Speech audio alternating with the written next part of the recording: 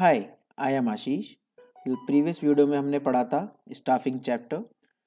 आज हम उसी को आगे कंटिन्यू करेंगे। हमने लास्ट क्लास में हमने बात करी थी आपके मीनिंग ऑफ स्टाफिंग के बारे में, इम्पोर्टेंस ऑफ स्टाफिंग के बारे में एंड स्टाफिंग प्रोसेस के बारे में। तो होप कि आपको ये सारी चीज़ें समझ में आ गई होंगी। अगर आपको कोई डाउट है अभी भी तो आप प्लीज़ कमेंट बॉक्स में अपने डाउट को पूछिए, ठीक है। नहीं तो मेरी ईमेल आईडी भी उसमें है, तो आप उस पर आप मेरे को डायरेक्ट मेल भी कर सकते हैं और इवन आप मुझे कॉल भी कर सकते हैं, ठीक है। तो चलिए आज हम आगे बढ़ेंगे आपका एस्पेक्ट्स ऑफ स्टाफिंग। थोड़ा थोड़ा प्रीवियस क्लास में मैंने आपको इनके बारे में थोड़ा थोड़ा बता दिया था, लेकिन आज हम इनको डिटेल में पढ़ेंगे, ठीक है। तो आपके स्टाफिंग के एस्पेक्ट्स क्या क्या होते हैं? सबसे पहला आपका होता है रिक्रूटमेंट, फिर होता है सिलेक्शन, उसके बाद होता है ट्रेनिंग, ठीक है। तो चलिए रिक्रूटमेंट क्या होती है जरा देखते हैं इसके बारे में। Recruitment is a positive step which aims at attracting number of candidates to apply for the given job, ठीक है। तो बेसिकली अगर मैं बिल्कुल ही सिंपल लैंग्वेज में बात करूं तो इसका मतलब है कि process of finding possible candidates for a job. Okay, it is a process of finding possible candidates for a job, ठीक है।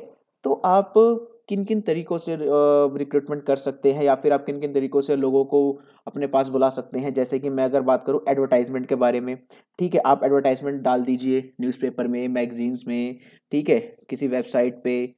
तो वहाँ पे क्या होगा, लोग वहाँ पे जैसे जैसे उस वेबसाइट पे विजिट करेंगे या कोई भी बंदा न्यूज़पेपर परचेज करके लाएगा तो वहाँ पे उसको आपके कंपनी की एडवर्टाइजमेंट मिल जाएगी कि जी हमें ना यहाँ पे कोई जॉब खाली है, कोई वैकेंट जॉब पोजीशन है, तो आप वहाँ पे आके उसको फिल कर दीजिए, ठीक है। फिर आपको इंटरव्यू के लिए बुला लिया जाएगा। तो ये होता है आपका रिक्रूटमेंट प्रोसेस, ठीक है।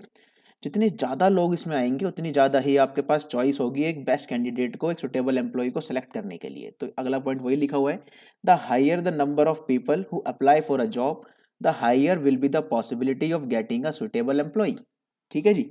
तो आगे बढ़ते हैं अब सिलेक्शन के बारे में। सिलेक्शन क्या होता है? Selection on the other hand is a negative process. देखो भाई, इसे नेगेटिव प्रोसेस क्यों बोला जाता है? क्योंकि इसमें बहुत सारे लोगों में से किसी एक बेस्ट पर्सन को ही सिलेक्ट करते हैं, ठीक है। तो बहुत सारे लोगों को सिलेक्ट नहीं किया, उनको रिजेक्ट कर दिया, तो एक तरीके से नेगेटिव प्रोसेस भी है, ठीक है। तो selection on the other hand is a negative process in which a person is selected and the others are rejected.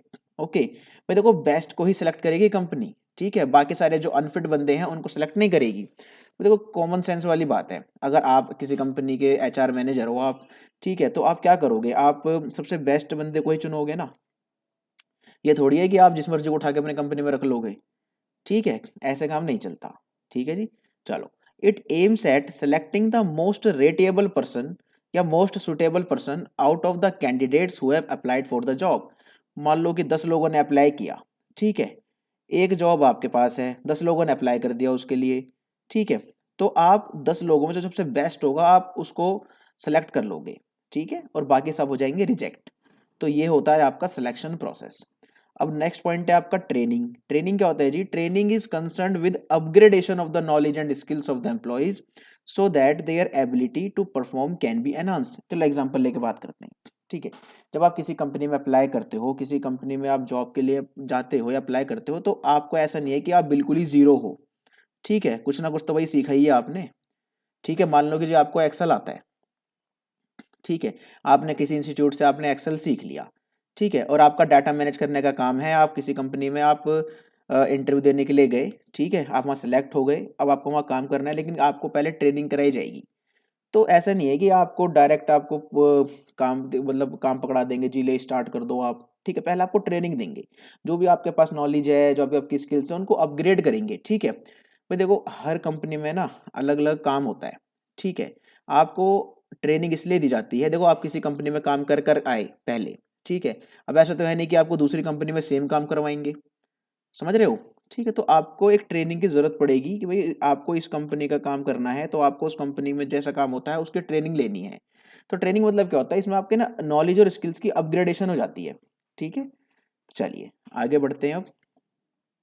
देखो यहाँ पे ना आपके डायग्राम की मदद से आप समझ सकते हो, ठीक है। रिक्रूटमेंट मतलब जैसे कि अब जैसे कंपनी हायरिंग करती है, वी आर हायरिंग बताती है कि ये देखो हम हायरिंग कर रहे हैं, आप जितने जो जो लोग इस जॉब को करना चाहते हैं प्लीज़ आप आके यहाँ पे अप्लाई कीजिए, ठीक है जी। अगला पॉइंट है आपका सिलेक्शन। देखो कितने लोग हैं, 1 2 3 4 5 6 7, 7 में से एक बेस्ट पर्सन को इन्होंने सेलेक्ट कर लिया यहाँ पे, ठीक है, बाकी सारे हो गए रिजेक्ट, ठीक है जी। तो बेस्ट को ही कंपनी चूज करेगी भाई। अगला पॉइंट है आपका ट्रेनिंग। ट्रेनिंग में क्या होता है जी, आपको सिखाते हैं कि आपको काम कैसे करना है, ठीक है, क्या काम करना है, ये सब आपको सिखाया जाएगा। चलिए आगे बढ़ते हैं, आपका रिक्रूटमेंट पे आते हैं। अब देखो रिक्रूटमेंट के बारे में हमने अभी पढ़ा है, ठीक है, थोड़ा सा और डिटेल में पढ़ लेते हैं क्या लिखा हुआ है। Recruitment refers to the process of finding possible candidate for a job और अ फंक्शन। ओके, किसी भी जॉब के लिए, ठीक है, कैंडिडेट को फाइंड करना, ठीक है, ढूंढना किसी बंदे को, मतलब जो इस जॉब के लिए फिट बैठे। It has been defined as the process of searching for prospective employees and stimulating them to apply for jobs in an organization. ठीक है, चलिए, advertising is commonly part of the recruitment process and can occur through several means. जैसे कि देखो भाई, advertisement, जैसे कि मैंने आपको पहले बताया था कि रिक्रूटमेंट प्रोसेस का एक कॉमनली पार्ट है आपका एडवर्टाइजिंग। एडवर्टाइजमेंट के थ्रू कंपनीज हो गई, कंपनीज हैं आपके, जैसे कि अब यूनिवर्सिटीज़ का अगर मैं एग्जांपल दूं, ठीक है, उनको अगर असिस्टेंट प्रोफेसर्स हायर करने होते हैं तो वो भी अपने वेबसाइट पे एडवर्टाइजमेंट डाल देती है, ठीक है, कि अब भाई जो भी वहाँ पे फिट कैंडिडेट है वो जाके इंटरव्यू दे दे, ठीक है, या फिर एग्ज़ाम है, जो भी है, टेस्ट है, वो उसको जाके दे और सेलेक्ट हो जाए। ठीक है जी, तो ये सारा आपका रिक्रूटमेंट प्रोसेस होता है। Advertising is commonly part of the recruitment process and can occur through several means, through newspaper, using newspaper dedicated to the job advertisement, through professional publication, using advertisements placed in windows, through a job centre, through campus interviews etcetera. ठीक है जी, तो basically ये सारे आपके कुछ sources होते हैं रिक्रूटमेंट के। तो चलिए आगे बात करते हैं हम। देखो दो टाइप के सोर्स होते हैं आपके, एक होता है आपका इंटरनल सोर्स ऑफ रिक्रूटमेंट, एक होता है आपका एक्सटर्नल सोर्स ऑफ रिक्रूटमेंट। सबसे पहले हम देखेंगे इंटरनल सोर्स ऑफ रिक्रूटमेंट। भाई देखो एग्जांपल लेते हैं, ठीक है, आप एक कंपनी में काम करते हो, ठीक है जी, आप एक कंपनी में काम करते हो, आपको आपको किसी, आप जैसे फॉर एग्जांपल आप डाटा मैनेज कर रहे हो, ठीक है, या चलो छोड़ो, आप ना सेल्स मैनेजर हो, ठीक है, क्या हो आप सेल्स मैनेजर, आपको क्या करा, आपको शिफ्ट करके सेल्स मैनेजर से प्रोडक्शन मैनेजर बना दिया। तो क्या है यहाँ पे आपका कोई प्रमोशन हुई? नहीं ना। यहाँ पे क्या होता है, यहाँ पे आपकी जो शिफ्टिंग हुई है वो आपको ट्रांसफर कर दिया, लेकिन जो सेम पोजीशन पे, ठीक है, सेम रेस्पॉन्सिबिलिटीज हैं, सेम स्टेटस रहेगा और सेम पे रहेगा। समझ में आ रहा है? अगर मैं इसको ऐसे बोलूँ कि एक डिपार्टमेंट से दूसरे डिपार्टमेंट में आपको शिफ्ट कर दिया, ठीक है, बस जगह बदल गई है, थोड़ा सा काम बदल गया है, पोस्ट सेम है। ठीक है, shifting of an employee from one job to another और from one department to another. ठीक है, रेस्पॉन्सिबिलिटी सेम रहेंगी, स्टेटस सेम रहेगा, पे सेम रहेगा, ठीक है, जगह बदल जाएगी बस। इसे कहते हैं ट्रांसफर ऑफ एम्प्लॉयज। ओके, ये होता है आपका इंटरनल सोर्स ऑफ रिक्रूटमेंट। मान लो कि मैं किसी कंपनी में गया, वहां पे मैं, मान लो जैसे मैं बैंक में गया, एग्जाम्पल, ठीक है, मैं बैंक में क्या लगा, मैं कैशियर लगा, ठीक है। अब क्या हुआ कि कोई वैकेंसी निकली बैंक में, ठीक है, ब्रांच में बैठने की, ठीक है, तो मुझे ना क्या करा, उन्होंने वहां से कैशियर से हटा के मेरे को उन्होंने ब्रांच में शिफ्ट कर दिया, किसी भी दूसरी पोस्ट, मतलब सेम किसी भी दूसरी पोस्ट पर, लेकिन सेम लेवल ऑफ अथॉरिटी रहेगी मेरे पास। ठीक है जी, तो ये होता है आपका ट्रांसफर। अगला पॉइंट है आपका प्रमोशन। इसमें क्या होता है, इसमें हायर पोजीशन पे शिफ्ट कर देते हैं। देखो आप डायग्राम भी देख पा रहे हो, ठीक है, यहाँ पे हायर पोजीशन पे शिफ्ट कर देते हैं, ठीक है, shifting of an employee to a higher position. ठीक है, अब देखो हायर पोजीशन पे आपको शिफ्ट कर रहे हैं तो रेस्पॉन्सिबिलिटीज भी बढ़ेंगी, भाई साहब जिम्मेदारियां तो बढ़ेंगी आपकी। ठीक है, पहले आप एक छोटी पोजीशन पे थे, अब आपको एक बड़ी पोजीशन पे डाल रहे हैं, तो भाई सीधी सी बात है ना, आपकी जिम्मेदारी तो बढ़ेंगी ना, रेस्पॉन्सिबिलिटीज बढ़ जाएंगी, फैसिलिटीज बढ़ जाएंगी, आपका स्टेटस बढ़ जाएगा, आपके पे इंक्रीज हो जाएंगे। ठीक है, तो देखो हम इसको ना वर्टिकल शिफ्टिंग भी कहते हैं। क्या कहते हैं? Vertical shifting. ठीक है, तो चलिए बेसिकली ये क्या करता है, ये एक तरीके से ना हेल्प करता है एम्प्लॉय की, ठीक है, उसको मोटिवेट करने में। ठीक है, और देखो सेटिस्फैक्शन लेवल तो बढ़ाता ही है एम्प्लॉय का ये, ठीक है, प्रमोशन। तो आई होप कि आपको इंटरनल सोर्स ऑफ रिक्रूटमेंट समझ में आ गया होगा। अगर अब भी इसमें आपको कोई डाउट रहता है तो एक बार आप मेरी वीडियो को दोबारा देख लेना, ठीक है, या फिर आपके पास जो भी बुक हो, जो भी आपके पास बुक हो, उसको आप एक बार, उसमें से आप उसको एक बार पढ़ के देखिए। ठीक है, फिर भी कोई डाउट रहता है तो आप मेरी ईमेल आईडी पे अपने डाउट को सेंड कर दीजिए, या फिर मुझे डायरेक्ट कॉल कर दीजिए। मेरे अबाउट, मेरे डिस्क्रिप्शन में मेरा अपना फ़ोन नंबर भी डाला हुआ है, ठीक है। चलो आगे बढ़ते हैं, एक्सटर्नल सोर्स ऑफ रिक्रूटमेंट देखते हैं। अभी हमने पढ़ा इंटरनल सोर्स ऑफ रिक्रूटमेंट, जब कंपनी इंटरनली ही वैकेंट जॉब पोजीशंस को फिल करती है। ठीक है, अब बात करते हैं एक्सटर्नल सोर्स ऑफ रिक्रूटमेंट।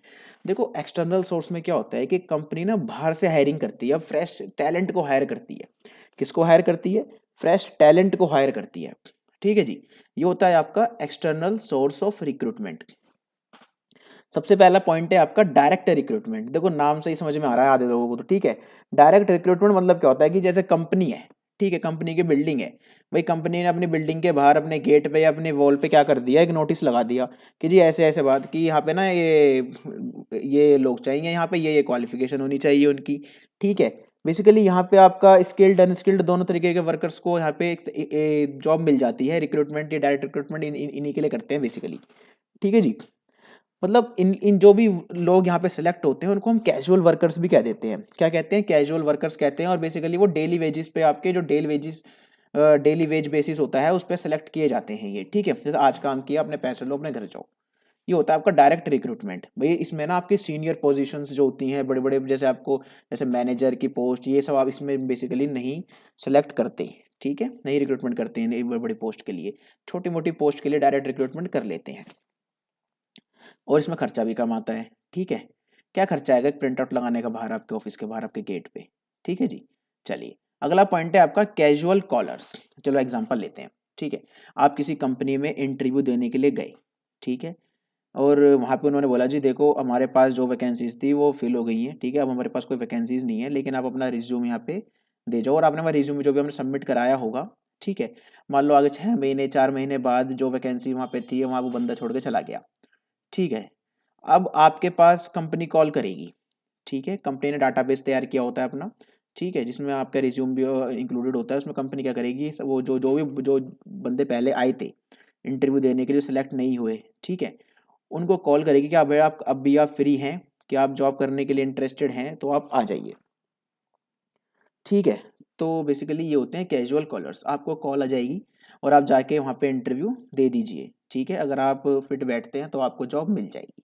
तो चलिए नेक्स्ट पॉइंट है आपका एडवर्टाइजमेंट। देखिए बहुत सिंपल पॉइंट है ये, आप 2 बार मैं आपको बता भी चुका हूँ। ठीक है, न्यूज़पेपर में, जर्नल्स में, प्रोफेशनल जर्नल्स होते हैं, ठीक है, मैगजीन्स होती हैं, इनमें क्या करते हैं, इनमें एडवर्टाइजमेंट्स डाल देते हैं। ठीक है, कि भाई जिस बंदे को भी जॉब चाहिए, देखो यहाँ पे ये डिटेल्स है, जॉब डिटेल्स है, ये जॉब डिस्क्रिप्शन है, ठीक है, ये काम है, ये पोस्ट है, आप आके यहाँ पे इस एड्रेस पे इंटरव्यू दे दीजिए। ठीक है, ये होता है आपका एडवर्टाइजमेंट। अगला पॉइंट है आपका एम्प्लॉयमेंट एक्सचेंज। देखो बेसिकली जो एम्प्लॉयमेंट एक्सचेंज होता है ना, ठीक है, ये इसको रन करती है गवर्नमेंट। कौन रन करती है इसको? गवर्नमेंट। किन के लिए? अनस्किल्ड और स्किल्ड दोनों लोगों के लिए। ठीक है, तो बेसिकली क्या होता है कि इसमें ना आपको अपनी डिटेल्स फिल करनी होती हैं। ठीक है, फिर आप बैठ के वेट करो कि भाई हमारे पास कब मेल आएगी या कब कॉल आएगी जॉब के लिए, और फिर आप वहाँ पे आप जाओ, इंटरव्यूज़ दो, और अगर आपका इंटरव्यू ठीक चला जाता है तो आप सेलेक्ट कर लिए जाओगे। लेकिन बेसिकली इस एम्प्लॉयमेंट एक्सचेंज में बहुत टाइम लग जाता है। ठीक है, इस प्रोसेस में बहुत टाइम लग जाता है। देखो एग्जांपल देते हैं। भाई देखो ये इसे रन करती है गवर्नमेंट, तो ऐसा तो भाई गवर्नमेंट का काम तो आप जानते हो कि जल्दी से होने वाला तो है नहीं।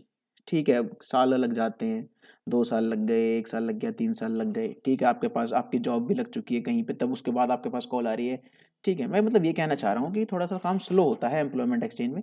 एम्प्लॉयमेंट एक्सचेंज एक तरीके का ना इंटरमीडिएट की तरह काम करता है। ठीक है, जॉब सीकर और जॉब प्रोवाइडर के बीच में। ठीक है, भाई जॉब प्रोवाइडर को बंदा चाहिए, ठीक है, वो क्या करेगा, वो एम्प्लॉयमेंट एक्सचेंज के साथ डील करेगा, और जॉब सीकर क्या करेगा, अपनी डिटेल्स में डालेगा।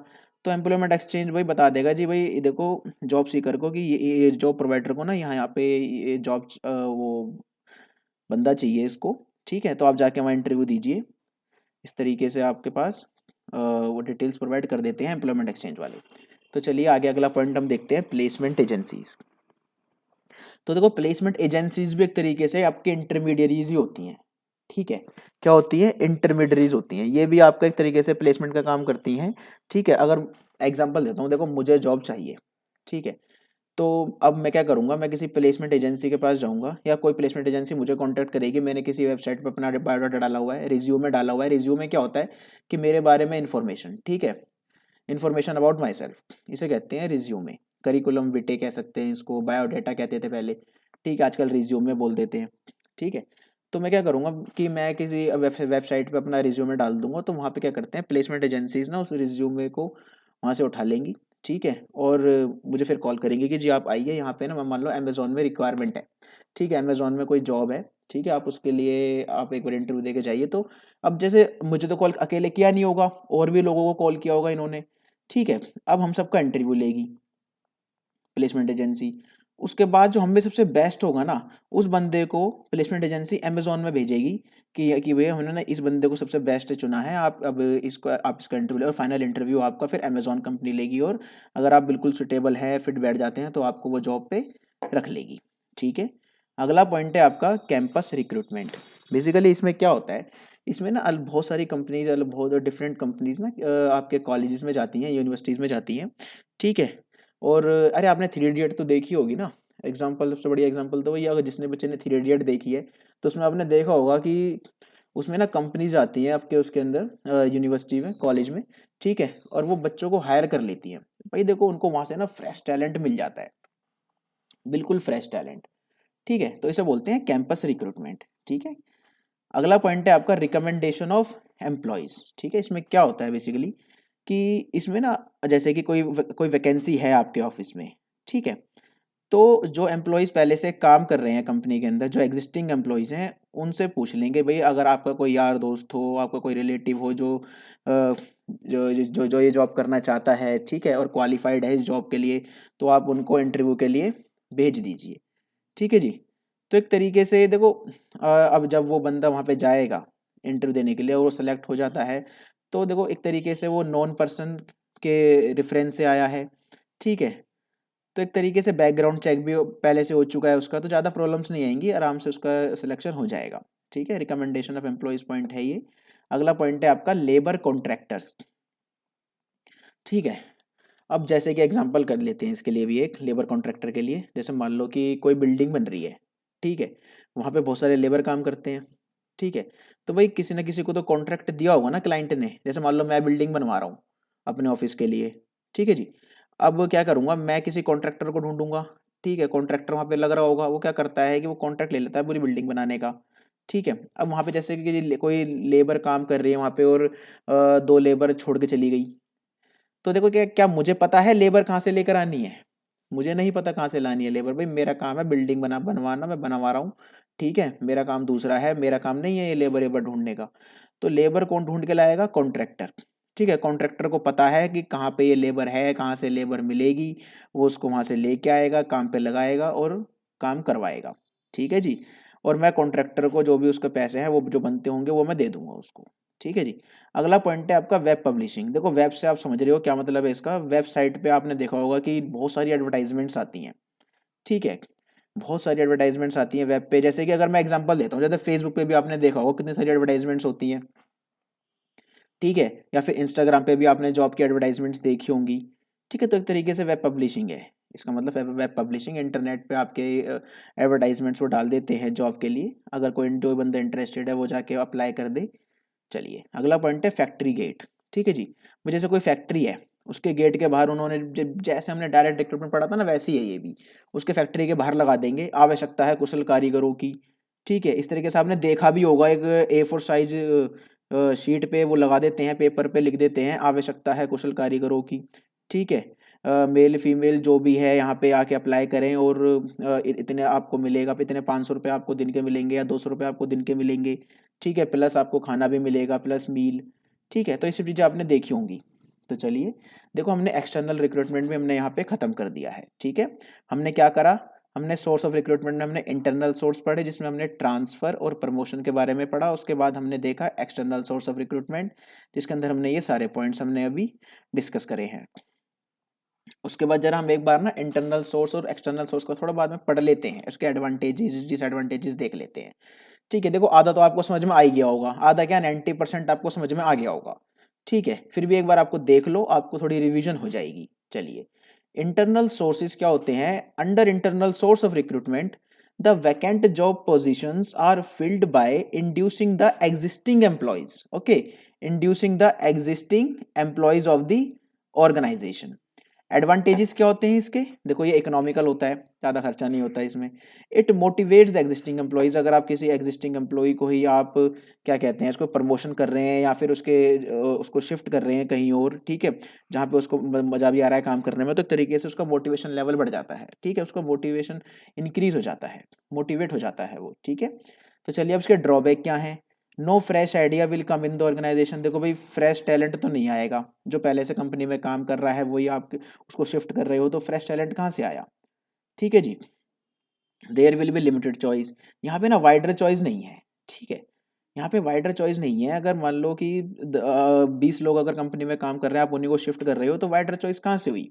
अगर आपने बाहर से आप एक्सटर्नल तरीके से अगर आप बंदों को उठाते हो, तो वहाँ पे 100 150 आप दुनिया भर के लोग आ जाएंगे इंटरव्यू देने के लिए, ठीक है जी। तो यहाँ पे लिमिटेड चॉइस होती है, नई कंपनी के लिए ये सुटेबल नहीं है, ठीक है। भाई देखो नई कंपनी को चाहिए फ्रेश टैलेंट जो उस कंपनी को आगे बढ़ने में मदद करे, ठीक है, लेकिन आप नई कंपनी, जो आपने कोई नई कंपनी खोल लिया, उसी के अंदर पुराने बंदों को घुमाए जा रहे हो, घुमाए जा रहे हो, तो फ्रेश टैलेंट कहाँ से आएगा, ठीक है जी। तो new not suitable for new organisation. Next, frequent transfer may reduce the productivity of employee, भाई देखो बहुत जल्दी जल्दी ट्रांसफर भी नहीं करना है आपको अपनी कंपनी के अंदर, ये किसी भी एम्प्लॉय की प्रोडक्टिविटी को रिड्यूस कर देता है। एग्जांपल देता हूँ, आपने पहले किसी बंदे को लगाया हुआ है किसी काम पे, फिर आपने उसको शिफ्ट कर दिया दूसरे काम पे लगा दिया, फिर आपने फिर दोबारा शिफ्ट कर तीसरे काम पे लगा दिया, ठीक है। अभी वो पहला काम तो ढंग से सीख नहीं पाया था, फिर आपने उसको ट्रांसफर कर दिया, फिर वो अभी तक उसको वो काम समझ में नहीं आया, वो सीख रहा है उस काम को, फिर आपने उसको फिर शिफ्ट कर दिया, तो कहाँ से काम करेगा वो, समझ रहे हो। तो ये रिड्यूस कर देता है, आप बार बार आप ट्रांसफर करते रहोगे बंदों को, तो वो उनकी प्रोडक्टिविटी रिड्यूस होगी, इससे और कुछ नहीं होगा, ठीक है।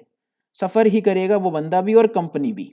तो चलिए अगला पॉइंट देखते हैं, एक्सटर्नल सोर्स ऑफ रिक्रूटमेंट। इसके अंदर हम पढ़ेंगे इसका meaning, when the candidate from outside the organization are invited to fill the vacant job position, then it is known as external recruitment. Simple.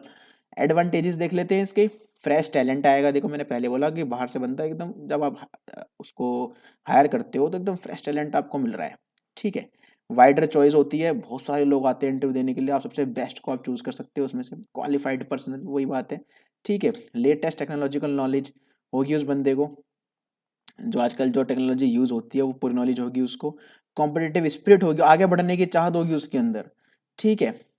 Drawbacks क्या होते हैं इसके, disadvantages, the moral of existing employees goes down. अब देखो ना, जो बंदा पहले 2 साल से काम कर रहा है, ठीक है, और आप उसकी अब वो चाहता है कि भाई मुझे ना ये वाली जॉब मिल जाए, लेकिन आपने उसकी जगह पे किसी नए बंदे को रख लिया बाहर से बुला के, ठीक है। अब उसका तो मोरल डाउन हो जाएगा ना पूरा, उसे लग रहा था भाई क्या पता मुझे ये पोस्ट मिल जाए, ठीक है, लेकिन आपने उसकी जगह पे आपने बाहर से हायरिंग कर ली, एक्सटर्नल हायरिंग कर ली आपने, तो सीधी सी बात है उसका मोरल डाउन तो होना है, इसलिए फिर लेबर टर्नओवर बढ़ता है कंपनी के अंदर, लोग कंपनी छोड़ के चले जाते हैं, ठीक है जी। ये एक लेंथी प्रोसेस होता है, भाई देखो आपको एक बहुत बड़ा एक प्रोसेस को आपको फॉलो करना है, आपको उससे गुजरना पड़ेगा, ठीक है। एक बहुत ही लेंथी प्रोसेस होता है सिलेक्शन का, इंटरव्यूज लेने होते हैं, आपको टेस्ट लेने होते हैं, फिर उनको मेडिकल एग्जामिनेशन कराना है, ठीक है, जॉब लेटर देना है, कॉन्ट्रैक्ट बनवाना है, एक बहुत लेंथी प्रोसेस है, ठीक है जी। उसके बाद हम देखते हैं the new employees may not adjust in the rules and regulations of the organization. देखो कभी कभी क्या होता है, जो नए एम्प्लॉयज होते हैं ना, जो नए एम्प्लॉयज कंपनी में हायर होते हैं, वो ना कभी कभी ना कंपनी के रूल्स एंड रेगुलेशंस के साथ ना एडजस्ट नहीं कर पाते, ठीक है जी। भाई नहीं कर पाते एडजस्ट, नए नए जो एम्प्लॉयज होते हैं, जो कंपनी के जो चल रहे हैं रूल्स एंड रेगुलेशंस, किसी को पसंद नहीं आ रहा, कोई आपसे कह रहा है कि भाई डेली टाई लगा के आपको आनी है, लेकिन उसको टाई लगाना पसंद ही नहीं है। एग्जाम्पल देखिए, जैसे बैंक्स में टाई मैंडेटरी होती है, लेकिन अब मैंने देखा था काफ़ी लोगों को टाई लगाना पसंद ही नहीं होता, ठीक है। तो यही पॉइंट है। अगला है एक्सपेंसिव, भाई बहुत एक्सपेंसिव होता है ये, ठीक है, आपको हायरिंग करनी है आप, ठीक है, आप प्लेसमेंट एजेंसीज को भी पैसे दे रहे हैं, उनको फीस दे रहे हैं आप, ठीक है, आप जो भर की एडवर्टाइजमेंट्स कर रहे हैं उसमें भी खर्चा आता है, तो एक एक्सपेंसिव प्रोसेस होता है। तो होप कि आपको समझ में आ गया होगा। अगला पॉइंट है आपका सिलेक्शन, ठीक है जी। हमने अभी पढ़ा रिक्रूटमेंट के बारे में, अब हम पढ़ेंगे सिलेक्शन के बारे में। Selection is a process of identifying and choosing the best person out of a number of prospective candidates for a job. देखिए आप देखो नीचे देख रहे हो, ठीक है, नीचे 7 पर्सन है, उसमें से सबसे बेस्ट को ही चूज किया है, सबसे बेस्ट को सेलेक्ट किया है इन्होंने, ठीक है जी। Towards this purpose the candidate are required to take a series of employment test and interview, ठीक है। देखो ये प्रोसेस के लिए आपको क्या करना है, आपको एम्प्लॉयमेंट टेस्ट लेने हैं और इंटरव्यूज लेने हैं, तब आपको एक बेस्ट कैंडिडेट मिलेगा। ठीक है, इंटरव्यूज को हिंदी में साक्षात्कार भी कहते हैं। ठीक है, तो चलिए इसका प्रोसेस देख लेते हैं। ठीक है, इसके प्रोसेस में पहला पॉइंट है आपका प्रिलिमिनरी स्क्रीनिंग। क्या है पहला पॉइंट आपका? Preliminary screening. बेसिकली क्या है preliminary screening? Preliminary screening, it helps the managers to eliminate unqualified job seekers, okay, based on the information supplied in the application form। तो मैं क्या कहना चाह रहा हूँ, देखो एप्लीकेशन फॉर्म में बोला गया था कि जिनको 2 से 3 साल का एक्सपीरियंस है, ठीक है, और ये डिग्री है वही अप्लाई करें, लेकिन वहाँ पे जो फ्रेशर बंदे हैं वो भी पहुँच गए आपका इंटरव्यू देने के लिए। ठीक है, तो भाई देखो वो तो आपका प्रिलिमिनरी स्क्रीनिंग से ही पता चलेगा कि कौन कौन लोग फालतू के आ गए हैं इंटरव्यू देने के लिए, अपना लक देख आजमाने के लिए, तो उनको पहले अलग करो। ठीक है, अगर आपने डायरेक्ट उनका बिल्कुल ही आप डिपार्टमेंटल इंटरव्यू पे पहुँचा दोगे फिर तो दिक्कत हो जाएगी। तो ये इंटरव्यू इसलिए लिया जाता है कि जो बिल्कुल ही अनफिट बंदे हैं उनको पहले अलग कर दो। ठीक है, जो इस जॉब के लिए, जो इस पोस्ट के लिए सुटेबल हैं, पहले उनको रोको और उनका इंटरव्यूज लो। ठीक है, फिर उसके बाद आपका लेंगे सिलेक्शन टेस्ट। सिलेक्शन टेस्ट में आपके कुछ पॉइंट्स हैं: intelligence test, aptitude test, personality test, trade test and interest test. Selection test क्या होता है? बेसिकली ये मेजर करता है कुछ कैरेक्टरिस्टिक्स किसी भी इंडिविजुअल की। ठीक है, उसका इंटेलिजेंस लेवल चेक करेगा, उसका पर्सनैलिटी लेवल चेक करेगा। ठीक है, क्या पर्सनैलिटी है इस बंदे की, कितना इंटेलिजेंट है ये, ठीक है ना, कितनी लर्निंग एबिलिटीज़ हैं इसके अंदर। ठीक है जी, तो चलिए पहले हम देखते हैं इंटेलिजेंस टेस्ट। इंटेलिजेंस टेस्ट क्या होता है? इसके अंदर ना आपका आईक्यू चेक करते हैं। ठीक है, ये एक ऐसा साइकोलॉजिकल टेस्ट है जिसके अंदर आपका आईक्यू लेवल चेक करेंगे। ठीक है, कुछ एक्सरसाइज करवा लेंगे आपसे, ठीक है, और कुछ क्वेश्चंस आपसे पूछ लेंगे।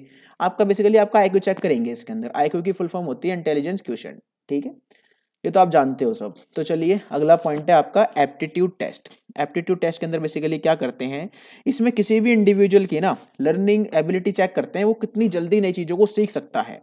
ठीक है, कितनी जल्दी वो ग्रैब करेगा चीज़ों को। ठीक है, इसके अंदर आपका रीजनिंग टेस्ट ले लेंगे आपका, ठीक है, मैथमेटिकल टेस्ट ले लेंगे, आपसे कुछ क्वेश्चंस पूछ लेंगे कि मतलब ये, अब वो ये चेक करते हैं बेसिकली कि आपका एप्टीट्यूड कितना स्ट्रांग है। ठीक है, अगला पॉइंट है आपका पर्सनैलिटी टेस्ट। ठीक है, इसमें बेसिकली देखो आपका ना मैच्योरिटी लेवल चेक करते हैं। ठीक है, आपके मैनर्स चेक करेंगे, आप किस बैकग्राउंड से आते हो वो चेक करते हैं, आपका मतलब कैसा बैकग्राउंड है आपका, आपने अभी तक क्या सीखा।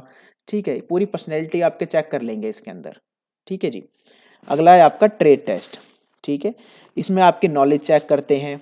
ठीक है, जैसे कि मान लो कि आप कितने प्रोफेशनल हो, आपकी प्रोफेशनसी क्या, आपकी एक्सपर्टीज़ क्या है। ठीक है, जिस एरिया में अपने आप को आप प्रोफिशिएंट बता रहे हो, क्या वो वाकई में आप उसमें प्रोफिशिएंट हो, क्या आपके वाकई में उसमें एक्सपर्टीज़ है, ये ट्रेड टेस्ट में आपका चेक कर लेंगे। इंटरेस्ट टेस्ट में क्या देखते हैं कि भाई देखो जिस जॉब के लिए आप वाकई में आप इंटरव्यू देने के लिए आए हो, क्या आपका वाकई में इसको करने के लिए इंटरेस्ट है, या सिर्फ आप इसलिए आ गए कि मैं घर में खाली बैठा था और मुझे काम करना है। ठीक है, ऐसा नहीं होता। ठीक है, आपका इंटरेस्ट भी बहुत ज़रूरी होता है, वो मायने रखता है। वो आपको, आपका इंटरेस्ट अगर किसी काम में नहीं है फिर भी आप उसको काम को करे जा रहे हो तो कहीं ना कहीं आप गलतियां करोगे। ठीक है, और गलतियां गलतियां नहीं होनी चाहिए कंपनी के अंदर किसी भी काम में। देखो गलतियां तो कहीं भी नहीं होनी चाहिए। ठीक है, चलिए अगला पॉइंट है आपका एम्प्लॉयमेंट इंटरव्यू।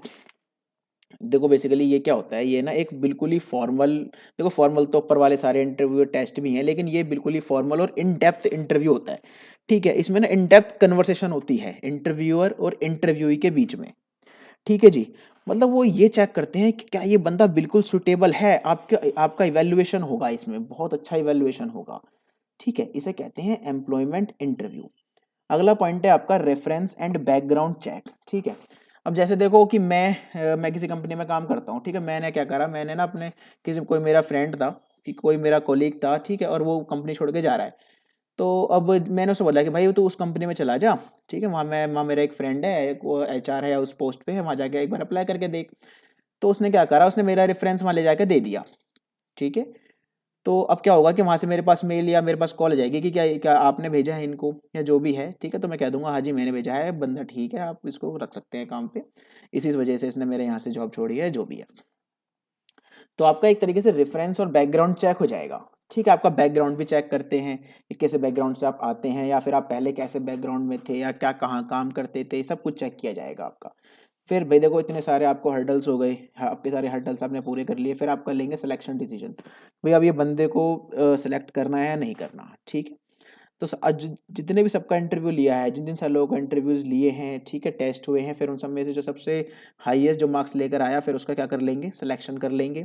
फिर उसके बाद लेंगे उसका मेडिकल एग्जामिनेशन, ठीक है, कि क्या आप फिजिकली फिट हैं इस जॉब के लिए। ऐसा ना हो कि भाई दो दिन काम करने आए आप, फिर 2 दिन छुट्टी मार ली, ठीक है, मेरे सर में दर्द हो रहा है, मेरे पेट में दर्द हो रहा है, ठीक है, ये सब नहीं चलेगा कंपनी के अंदर, ठीक है भाई, ईमानदारी से काम करो, आके बहानेबाजी नहीं चाहिए, ठीक है। आपका मेडिकल एग्जामिनेशन कराएंगे कि आप कोई बीमार तो नहीं हो, ठीक है, या फिर कोई ऐसी प्रॉब्लम तो नहीं है जो हमारे काम पे अफेक्ट करेगी, ठीक है ना।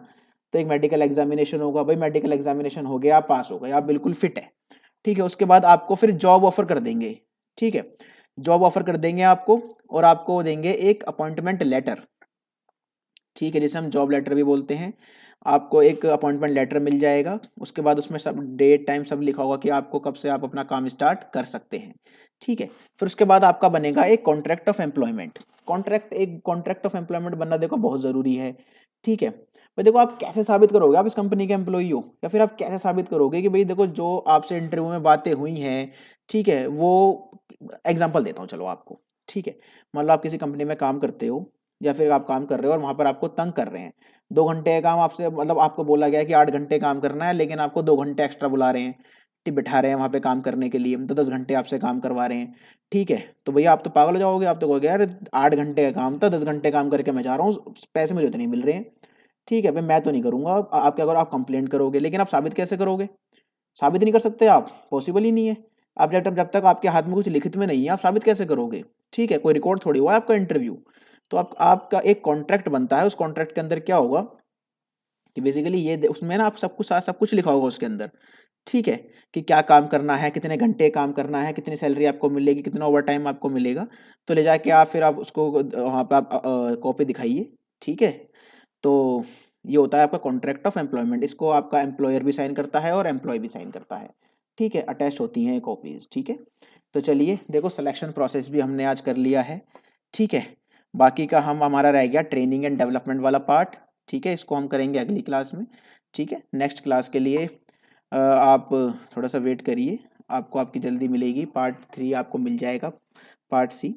तो अगर आपको यहाँ तक कोई डाउट है तो आप प्लीज़ मुझे मेल कर सकते हैं, या फिर आप कमेंट बॉक्स में आप डाल सकते हैं, ठीक है। अगर आपको वीडियो अच्छी लगी हो तो लाइक करिएगा, ठीक है, अपने दोस्तों में शेयर करिए इसको। तो चलिए मिलते हैं फिर आपसे अगली वीडियो में। Thank you so much, bye bye, take care.